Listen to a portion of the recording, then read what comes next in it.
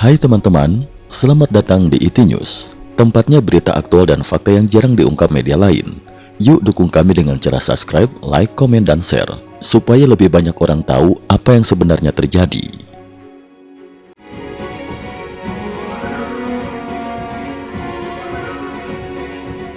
Salam pemirsa, ketika Rusia mengira musim dingin hanya akan menjadi ujian suhu ekstrim, wilayah belakangnya justru menghadapi tekanan militer yang kian intens. Dalam 2 hari berturut-turut, fasilitas strategis Rusia, mulai dari pelabuhan energi di Laut Hitam hingga pangkalan udara di pedalaman, menjadi sasaran serangan presisi yang menunjukkan eskalasi baru dalam konflik Rusia-Ukraina.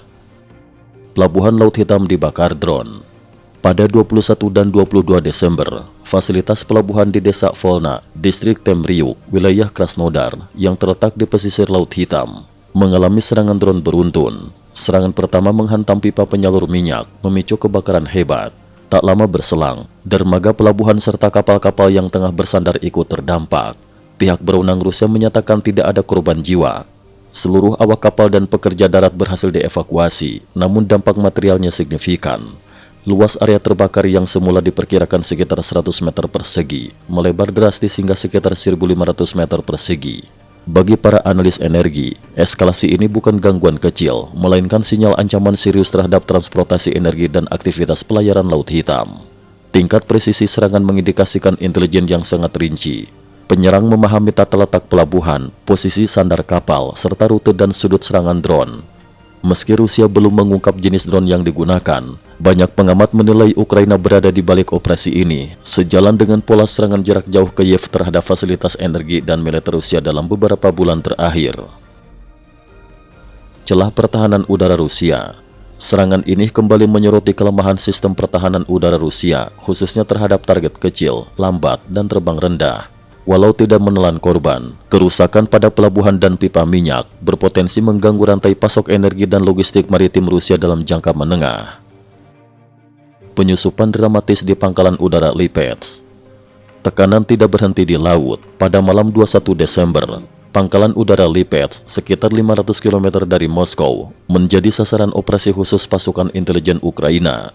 Menurut laporan yang beredar, tim khusus menyusup diam-diam ke dalam hanggar dan membakar 2 pesawat tempur Su-30 bernomor lambung 82, Su-27 bernomor lambung 12. Operasi ini digambarkan berlangsung cepat dan senyap, dari penyusupan, pembakaran, penarikan diri, hingga ledakan bola api. Bahkan anjing penjaga tidak menyadari kehadiran penyusup. Persiapan operasi disebut memakan waktu hampir 2 minggu, mencakup studi rute patroli dan jadwal pergantian penjaga. Kerugian awal diperkirakan melampaui 100 juta dolar AS. Serangan serupa juga dilaporkan terjadi di Crimea, dengan jet MiG-31 dan Su-27 kembali menjadi target. Tekanan terhadap angkatan udara Rusia pun meningkat tajam. Pergeseran pola perang. Para analis menilai rangkaian kejadian ini mencerminkan 3 tren utama. 1.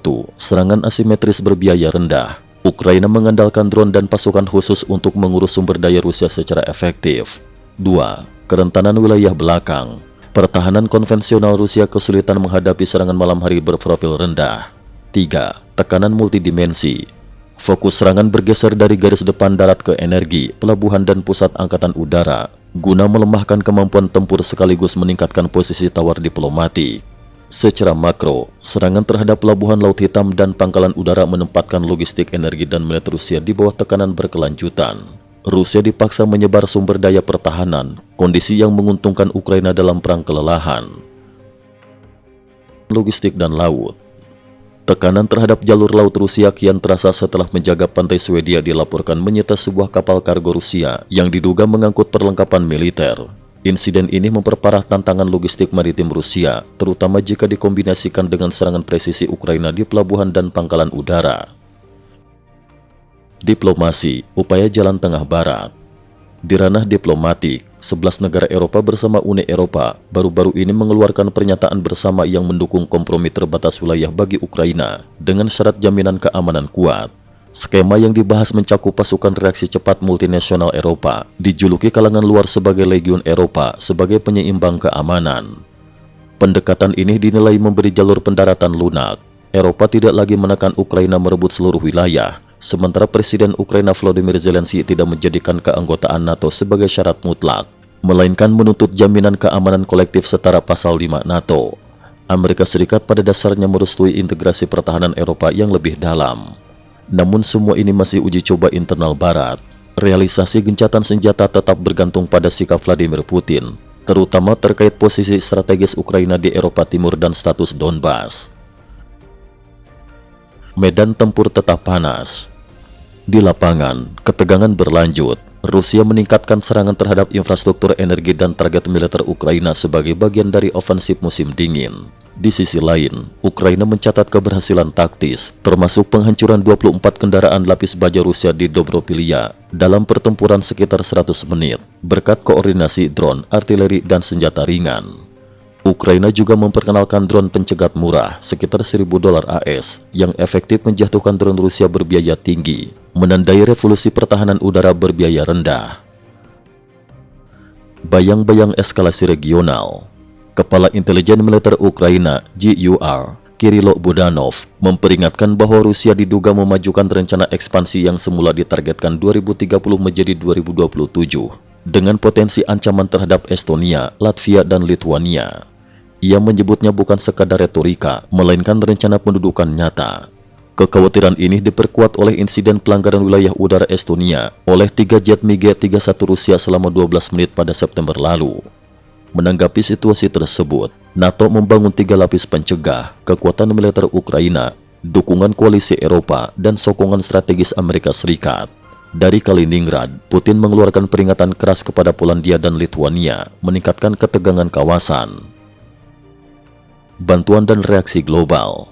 Di tengah eskalasi, Uni Eropa kembali mengucurkan 2,3 miliar euro bantuan. Lithuania memindahkan fasilitas pembangkit listriknya. Australia mengirim 49 tank M1A1 Abrams, dan Prancis mengumumkan pembangunan kapal induk nuklir terbesar di Eropa.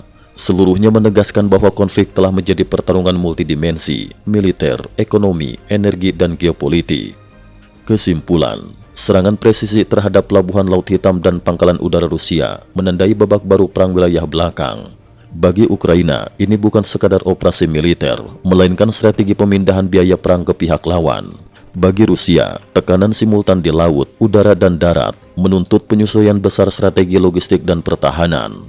Di atas semuanya, krisis Ukraina kini menyerupai permainan catur tingkat tinggi, di mana setiap langkah berpotensi mengubah peta keamanan Eropa dalam beberapa tahun ke depan. Cukup sekian dulu, terima kasih atas perhatiannya. IT News juga memiliki channel di platform kancing.com. Mohon kunjungan dan bantu subscribe agar bisa mengikuti perkembangan dunia tanpa batas. Terima kasih. Link kancing ada di dalam description.